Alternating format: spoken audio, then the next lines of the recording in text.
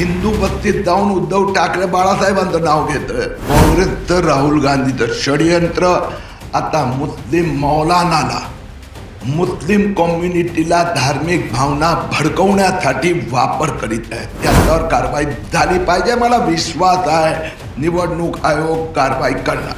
निवडणूक आयोगाला सांगितलं अशा प्रकाराने धर्मगुरू असले तर त्यांना आम्ही सन्मान देतो, परंतु मतदानाच्या प्रचारात त्यांनी अशा पद्धतीने धार्मिक भावना भडकवणे हे कायद्यात गुन्हा आहे।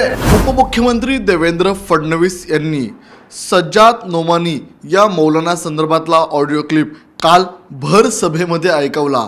या भर सभेमध्ये हे मौलवी कशा प्रकारे ओट जिहाद संदर्भात बोलतात ते संपूर्ण महाराष्ट्राने ऐकलं। मात्र ओट जिहाद प्रमाणे आपल्याला सोशल बायकॉट देखील करावं अशी मागणी किंवा असा मेसेज या मौलानाकडून संपूर्ण सोशल मीडियावर व्हायरल होताना पाहायला मिळतोय। आणि या संदर्भातच भाजपा नेते किरीट सोमय्या यांनी निवडणूक आयोगामध्ये तक्रार दाखल केलेली आहे। काय नेमकी त्यांची तक्रार आहे आपण जाणून घेणार आहोत। सर काय सांगाल?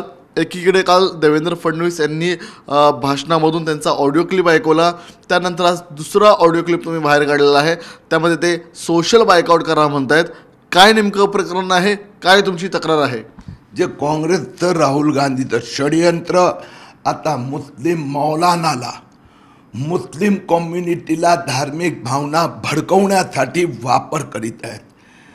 मौलाना खलीलुर रहमान सज्जाद नोमानी यांच्या एका पाठोपाठ एक भाषण, त्यांच्या यूट्यूबवर व्हिडिओ क्लिपिंग, एका क्लिपिंगमध्ये ते म्हणतात की वोट जिहाद राहुल गांधी, शरद पवार, उद्धव ठाकरे को जिताने के लिए करो। आता दूसरं त्यांनी अपील केली है कि मुझे पता है, त्यांचं भाषण है, मुझे मालूम है कि कुछ मुस्लिम बीजेपी का साथ दिया था, साथ दे रहे हैं। ऐसे लोगों का हुक्का पानी बंद करो, ऐसे लोगों का सोशल बॉयकॉट होना चाहिए, ऐसे मुसलमानों का नाम बदलकर घनश्याम दास करना चाहिए।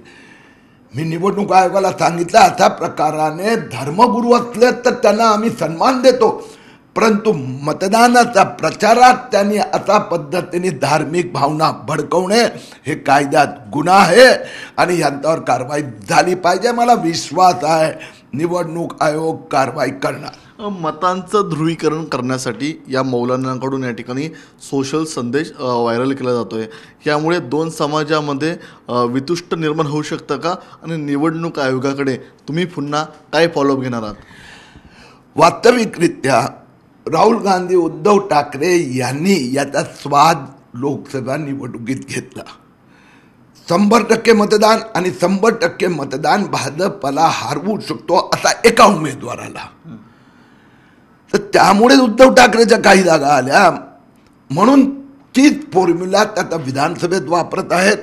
हिंदू बस्तीत जाऊन उद्धव ठाकरे बाळासाहेबांचं नाव घेतोय आणि मुस्लिम बस्तीत येऊन ते जनाबे आला। तर हे जे अशा प्रकारांनी ज्या मुस्लिम कार्यकर्ता दुसऱ्या पक्षाचं काम करतात त्यांना सामाजिक बहिष्कार करायला सांगण्यात, त्यांचं पूर्ण भाषण आहे कि बीजेपी को हराओ, बीजेपी को हराने वालों को पक्ष में मतदान करो, इसको वोट जिहाद कहेंगे, सोशल बॉयकॉट। आपल्याला आठवत असेल 1990s मध्ये बाळासाहेब ठाकरेंनी धार्मिक भावना भडकवल्या हिंदूंच्या, म्हणून निवडणूक आयोगात काँग्रेसने तक्रार केली होती आणि बाळासाहेब ठाकरेंवर 6 वर्षासाठी मतदानावर प्रतिबंध लादण्यात आला होता, निवडणूक लढण्यावर प्रतिबंध लागला। आम्ही हीच अपेक्षा आता या मौलानांवर करीत आहोत। धन्यवाद। हे होते आपल्यासोबत बोलण्यासाठी किरीट सोमय्या। ह्या मौलानांसंदर्भात सुरुवातीला देवेंद्र फडणवीसांनी ऑडिओ क्लिप ऐकवला, त्यानंतर आता लेखी तक्रार भाजपा नेते किरीट सोमय्या यांनी दिलेली आहेत। फॉलोअप सुरू आहे। आता निवडणूक आयोग या मौलाना संदर्भात नेमकी काय कारवाई करणार याकडे सर्वांचं लक्ष लागलेलं आहे। व्हिडिओ जर्नलिस्ट उमेश सह मी तुषार, रूपनगर न्यूज लोकमत, मुंबई।